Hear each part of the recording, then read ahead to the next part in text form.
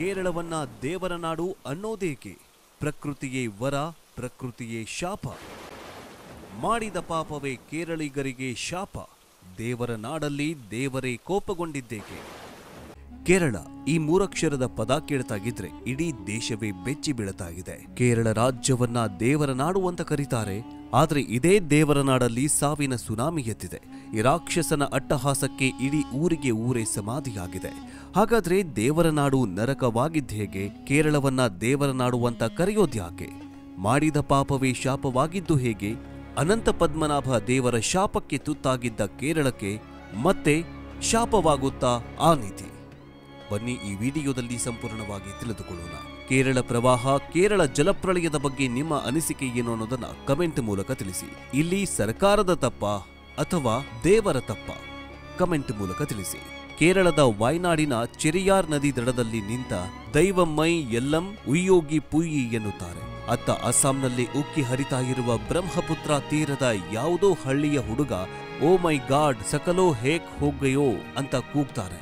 ಅದು ಮಲಯಾಳಂ, ಇದು ಅಸ್ಸಾಮಿ.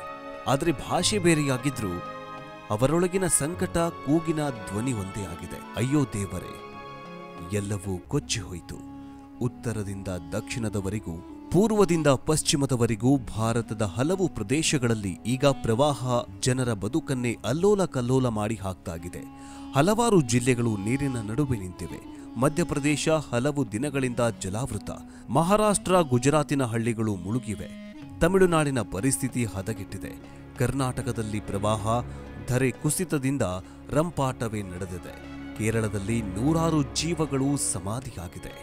ಇದೆಲ್ಲ ಬಿಡಿ, ನಮ್ಮ ರಾಜಧಾನಿ ದೆಹಲಿಯಲ್ಲೂ ಕೂಡ ದೊಡ್ಡ ಜಲಪ್ರಳಯವೇ ಆಗಿದೆ.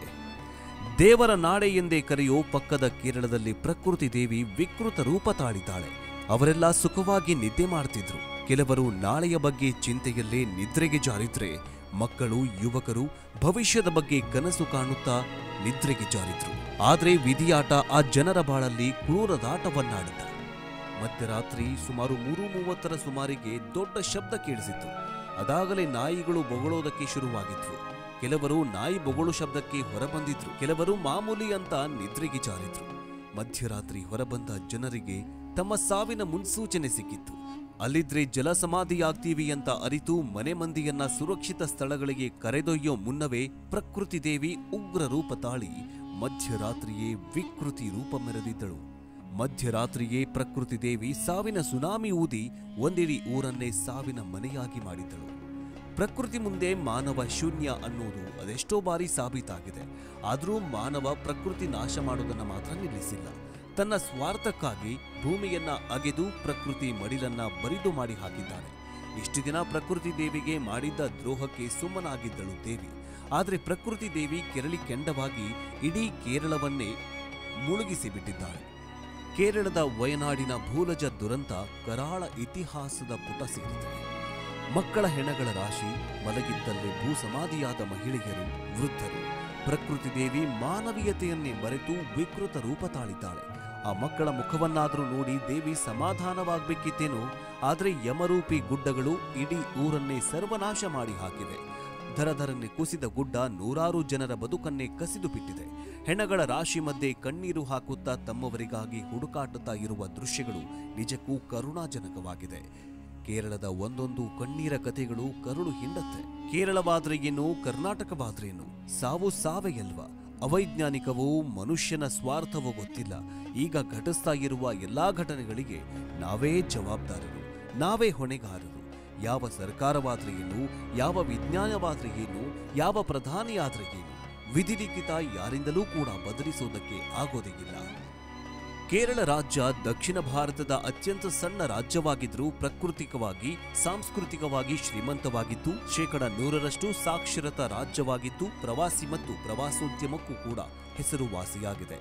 ಪಶ್ಚಿಮದಲ್ಲಿ ಅರೇಬಿಯನ್ ಸಮುದ್ರದ ಪ್ರಾಚೀನ ನೀರು ಮತ್ತು ಪೂರ್ವದಲ್ಲಿ ಸೊಂಪಾದ ಪಶ್ಚಿಮ ಘಾಟ ಪರ್ವತಗಳು, ಅದರ ತೀವ್ರವಾದ ನದಿಗಳು ಮತ್ತು ಕೆರೆಗಳ ಜಾಲ, ದಟ್ಟ ಕಾಡುಗಳು, ವಿಲಕ್ಷ ವನ್ಯಜೀವಿಗಳು, ಪಚ್ಚೆ ಹಿನ್ನೀರಿನ ಶಾಂತವಾದ ವಿಸ್ತಾರಗಳು ಮತ್ತು ಪ್ರಶಾಂತ ಕಡಲ ತೀರಗಳ ಉದ್ದದ ತೀರಗಳು ಪ್ರವಾಸಿಗರಿಗೆ ಸ್ವರ್ಗವನ್ನೇ ಧರೆಗುರುಳಿಸಿದಂತಿದೆ. ಶ್ರೀಮಂತ ಸಾಂಸ್ಕೃತಿಕ ಪರಂಪರೆ, ನೃತ್ಯ ರೂಪ ಮತ್ತು ಸಂಗೀತದ ಸಾರವು ಎಷ್ಟು ಪ್ರಭಾವಶಾಲಿಯಾಗಿದೆ ಎಂದರೆ ಕೇರಳದ ಈ ಮಾಯಾ ವೈಶಿಷ್ಟ್ಯಗಳಿಂದ ಪ್ರವಾಸಿಗರು ತಮ್ಮನ್ನೇ ತಾವು ಮರೆತು ಹೋಗ್ತಾರೆ ಅಂದ್ರೂ ಕೂಡ ಅತಿಶಯೋಕ್ತಿ ಏನಲ್ಲ.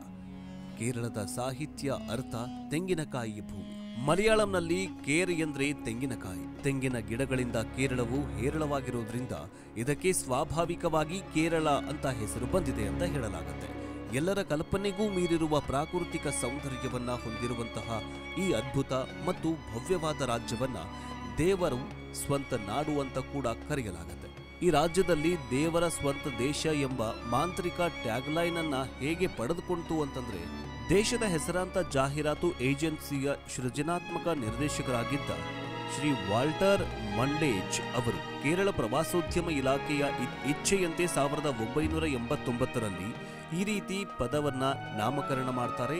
ಕೇರಳ ರಾಜ್ಯಕ್ಕೆ ದೇವರ ಸ್ವಂತ ದೇಶ, ನಾಡು ಎಂಬ ಟ್ಯಾಗ್ ತುಂಬಾ ಆಕರ್ಷಣೆಯಾಗಿದ್ದು ಪ್ರಯಾಣಿಕರು ಸುಲಭವಾಗಿ ಆ ರಮಣೀಯ ಸೌಂದರ್ಯವನ್ನ ನೋಡೋದಕ್ಕೆ ಬರಲಿ ಅಂತ ಈ ಒಂದು ಹೆಸರನ್ನ ಇಡ್ತಾರೆ. ದಕ್ಷಿಣ ಭಾರತದ ಮಲಬಾರ್ ಕರಾವಳಿಯ ಕೇರಳವು ಮೊದಲಿನಿಂದಲೂ ಮಸಾಲೆ ವಸ್ತುಗಳನ್ನು ರಫ್ತು ಮಾಡುವ ಪ್ರಮುಖ ತಾಣವಾಗಿದೆ.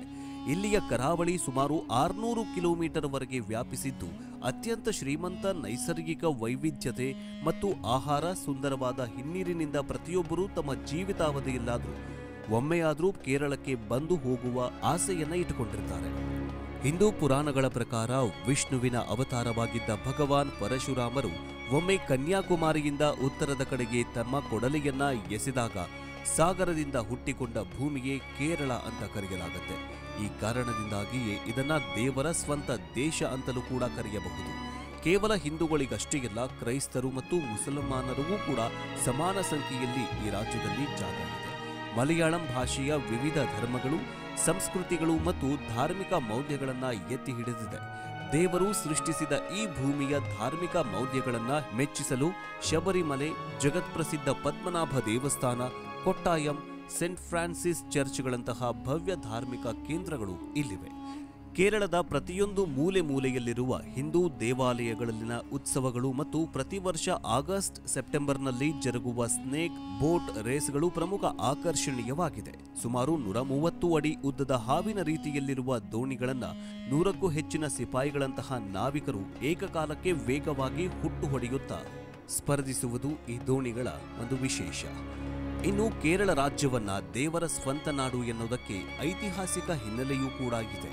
ಆಗಸ್ಟ್ 15, 1947ರಂದು ಭಾರತಕ್ಕೆ ಸ್ವಾತಂತ್ರ್ಯ ದೊರೆತಾಗ ತಿರುವಾಂಕೂರು ಸಾಮ್ರಾಜ್ಯವು ಭಾರತ ಸರ್ಕಾರದ ಅಧೀನಕ್ಕೆ ಒಳಪಡಲು ಇಚ್ಛಿಸದೆ ತಿರುವಾಂಕೂರು ಸಾಮ್ರಾಜ್ಯದ ದಿವಾನ ಜೂನ್ 1947 ತಿರುವಾಂಕೂರು ಸಾಮ್ರಾಜ್ಯವು ಪ್ರತ್ಯೇಕ ದೇಶವಾಗಿದೆ ಅಂತ ಘೋಷಣೆ ಮಾಡ್ತಾರೆ. ಆಗಿನ ದಿವಾನರು ನಮ್ಮಲ್ಲಿರುವ ವಿಂಚೆಮ್ ನೈಸರ್ಗಿಕ ಬಂದರು ಐರೋಪ್ಯ ದೇಶಗಳೊಡನೆ ವ್ಯಾಪಾರಕ್ಕೆ ಪ್ರಮುಖ ರಫ್ತು ತಾಣವಾಗಿರುವ ಕಾರಣ ನಾವು ಭಾರತದೊಡನೆ ಸೇರದೆ ಸ್ವತಂತ್ರವಾಗಿ ಶ್ರೀಮಂತ ದೇಶವಾಗಬಹುದು ಅಂತ ಒತ್ತಾಯಿಸಿದ್ರು. ಇದಲ್ಲದೆ ಅಂದಿನ ತಿರುವಾಂಕೂರು ಸಾಮ್ರಾಜ್ಯದಲ್ಲಿ ಸಾರ್ವಜನಿಕ ಸಾರಿಗೆ, ಟೆಲಿಫೋನ್ ನೆಟ್ವರ್ಕ್ ಮತ್ತು ಕೈಗಾರಿಕೆಗಳು ಉತ್ತಮವಾಗಿ ಅಭಿವೃದ್ಧಿಗೊಂಡಿದ್ವು. ರಾಜರೇ ವಿಶ್ವವಿದ್ಯಾಲಯದ ಎಲ್ಲ ಖರ್ಚುಗಳನ್ನು ವಹಿಸಿಕೊಳ್ಳುವುದಲ್ಲದೆ ಯಾವುದೇ ಜಾತಿಯ ತಾರತಮ್ಯವಿಲ್ಲದೆ ಎಲ್ಲಾ ಹಿಂದೂಗಳು ಯಾವುದೇ ಪಕ್ಷಪಾತವಿಲ್ಲದೆ ರಾಜ್ಯದ ಎಲ್ಲಾ ದೇವಾಲಯಗಳಿಗೆ ಮುಕ್ತವಾಗಿ ಪ್ರವೇಶಿಸುವ ಅವಕಾಶವನ್ನ ಕಲ್ಪಿಸಲಾಗಿತ್ತು. ಇಂತಹ ಸಮೃದ್ಧ ರಾಜ್ಯವನ್ನ ಭಾರತದ ಒಕ್ಕೂಟದ ಭಾಗವನ್ನಾಗಿ ಮಾಡೋದಕ್ಕೆ ಭಾರತೀಯ ಪ್ರತಿನಿಧಿಗಳು ಮತ್ತು ರಾಜ ಚೈತ್ಯ ತಿರುನಾಳ್ ಬಲರಾಮ ವರ್ಮರವರ ನಡುವೆ ಮಾತುಕತೆ ನಡೆದಾಗ ರಾಜರು ಈ ಭೂಮಿ ನಮಗೆ ಸೇರಿದ್ದಲ್ಲ, ಅದು ಭಗವಾನ್ ಪದ್ಮನಾಭ ಸ್ವಾಮಿಗೆ ಸೇರಿದ ಭೂಭಾಗವಾಗಿದ್ದು ನಾನು ಕೇವಲ ಅವನ ಅಜ್ಞಾಪಕನಾಗಿದ್ದೇನೆ ಅಷ್ಟೇ. ಭಗವಂತನ ಅನುಗ್ರಹವಾದಲ್ಲಿ ನಾನು ಭಾರತದ ಒಕ್ಕೂಟಕ್ಕೆ ಸೇರ್ತೇನೆ ಅಂತ ಖಡಾಖಂಡಿತವಾಗಿ ಹೇಳ್ತಾರಂತೆ. ಭಾರತದ ಒಕ್ಕೂಟ ಸೇರೋದಕ್ಕೆ ಇಚ್ಛಿಸದೆ ಈ ರೀತಿಯ ಕಟ್ಟುಕತೆಗಳನ್ನ ಕಟ್ಟಿರಬಹುದು ಅಂತ ಭಾರತೀಯ ಅಧಿಕಾರಿಗಳು ನಂಬಿದ್ರಂತೆ. ಆದರೆ ತಿರುವಾಂಕೂರು ಅಧಿಕಾರಿಗಳು 1750ರ ಜೂನ್ 20ರಂದು ಅಂದಿನ ತಿರುವಾಂಕೂರು ರಾಜ ತಿರುನಾಳೆ ಮಾರ್ತಾಂಡ ವರ್ಮ ಅವರು ಭಗವಾನ್ ಪದ್ಮನಾಭ ಸ್ವಾಮಿಯವರ ಪರವಾಗಿ ಸಹಿ ಮಾಡಿದ ತಾಳೆಗರಿಯೊಂದನ್ನು ತೋರಿಸಿ ಅದರಲ್ಲಿ ಇಂದಿನ ಕನ್ಯಾಕುಮಾರಿಯಿಂದ ಹಿಡಿದು ಇಡೀ ಮಲಬಾರ್ ಪ್ರದೇಶದವರೆಗೂ ವಿಸ್ತರಿಸಿರುವ ಇಡೀ ತಿರುವಾಂಕೂರ್ ಸಾಮ್ರಾಜ್ಯವು ಭಗವಂತನಿಗೆ ಸೇರಿದ್ದಾಗಿದೆ ಅಂತ ನಮೂದಿಸಿದ್ದಾರಂತೆ. ಈ ಕಾರಣದಿಂದಾಗಿಯೇ ಕೇರಳ ರಾಜ್ಯವನ್ನ ದೇವರ ಸ್ವಂತ ನಾಡು ಅಂತ ಕರೆಯಲು ಶುರು ಮಾಡಿದ್ರಂತೆ. ನಮ್ಮ ಪೂರ್ವಜರು ಮಾಡಿದ ಸಂಪ್ರದಾಯ ಮತ್ತು ಇಟ್ಟ ಹೆಸರುಗಳ ಹಿಂದೆ ನಾನಾ ರೀತಿಯ ಕಾರಣಗಳು ಇದ್ದು ಅದನ್ನ ಕೂಲಂಕುಷವಾಗಿ ಪರಿಶೀಲಿಸಿ ಪರಾಂಬರಿಸಿ ಅದನ್ನ ನಮ್ಮ ಮುಂದಿನ ಪೀಳಿಗೆಗೆ ತಲುಪಿಸುವ ಕಾರ್ಯ ನಮ್ಮದಾಗಿದೆ. ಆದ್ರೆ ಇದೇ ಪ್ರಕೃತಿ ಒಂದ್ ಕಡೆ ವರವಾಗಿದ್ರೆ ಇನ್ನೊಂದ್ ಕಡೆ ಶಾಪವಾಗಿ ಪರಿಣಮಿಸಿದೆ ಕೇರಳಕ್ಕೆ. ಕೇರಳದಲ್ಲಿ ಪದ್ಮನಾಭ ದೇವಾಲಯದ ಬೀಕೋನಿಯರ್ ಸೀಕ್ರೆಟ್ ರೂಮ್ ಅನ್ನ ತೆರೆಯೋದಕ್ಕೆ ಮುಂದಾದಂತಹ ಸಂದರ್ಭದಲ್ಲಿ 2018ರಲ್ಲೂ ಕೂಡ ಇದೇ ಕೇರಳದಲ್ಲಿ ದೊಡ್ಡ ಜಲಪ್ರಳಯವೇ ಆಗಿತ್ತು. ಇಡೀ ಕೇರಳವೇ ನೀರಿನಲ್ಲಿ ಮುಳುಗಿ ಹೋಗಿತ್ತು. ಯಾಕಂತಂದ್ರೆ ಅಂದು ಪದ್ಮನಾಭ ದೇಗುಲದಲ್ಲಿ ಸೀಕ್ರೆಟ್ ರೂಮ್ ಅನ್ನ ಓಪನ್ ಮಾಡಿಸುವ ಪ್ರಯತ್ನದಲ್ಲಿ ಅಲ್ಲಿನ ಸರ್ಕಾರ ಇತ್ತು. ಆದ್ದರಿಂದ ಅನಂತ ಪದ್ಮನಾಭ ದೇಗುಲದಲ್ಲಿನ ಆ ಅರ್ಚಕರ ಸಿಟ್ಟಿಗೆ ಒಳಗಾಗಿ ಇಡೀ ಕೇರಳವೇ ಮುಳುಗೋಗಿತ್ತು. ಆದ್ರೆ ಈಗಲೂ ಕೂಡ ಪದ್ಮನಾಭ ದೇಗುಲದಲ್ಲಿ 7 ವಜ್ರದ ಚೀಲಗಳು ಕಾಣೆಯಾಗಿವೆ ಅನ್ನುವಂತಹ ವರದಿ ಕೂಡ ನಮ್ಮನ್ನ ಕಾಡಿತ್ತು. ಇದೇ ಅನಂತ ಪದ್ಮನಾಭ ದೇಗುಲದಿಂದ ಮತ್ತೊಂದು ವಿನಾಶದ ಮುನ್ಸೂಚನೆ ಸಿಕ್ಕಿತ್ತು. ಆದ್ರೆ 7 ದಿನಗಳ ಹಿಂದೆಯೇ ಸರ್ಕಾರಕ್ಕೆ ಅದೊಬ್ಬ ಅಘೋರಿ ಬಾಬಾ ಬಂದು ಹೀಗೆ ಭೂಕುಸಿತವಾಗತ್ತೆ, ಈ ಜಾಗದಲ್ಲಿ ಭೂಕುಸಿತವಾಗತ್ತೆ, ಜನರನ್ನ ವೆಕೆಟ್ ಮಾಡಿ ಅಂತ ಹೇಳಿದ್ರಂತೆ. ಆದ್ರೆ ಸರ್ಕಾರ ಮಾತ್ರ ಇವರ ಮಾತನ್ನ ಕೇಳಿರಲಿಲ್ಲ. ಈಗ 200-300 ಜನರು ಸಾಯುವ ಪರಿಸ್ಥಿತಿಗೆ ಬಂದು ನಿಂತಿದೆ ಕೇರಳ ಸರ್ಕಾರ. ಆದ್ರೆ ವಿಷ್ಣುವಿನ ಕೋಪಕ್ಕೆ ಶಾಪಕ್ಕೆ ಈಗ ಕೇರಳ ತತ್ತರಿಸಿ ಹೋಗಿದೆ. ನಿಮಗೇನನ್ಸುತ್ತೆ ಕಮೆಂಟ್ ಮೂಲಕ ತಿಳಿಸಿ. ಮುಂದಿನ ವಿಡಿಯೋದಲ್ಲಿ ಮತ್ತೆ ಸಿಗೋಣ. ಜೈ ಹಿಂದ್, ಜೈ ಕರ್ನಾಟಕ.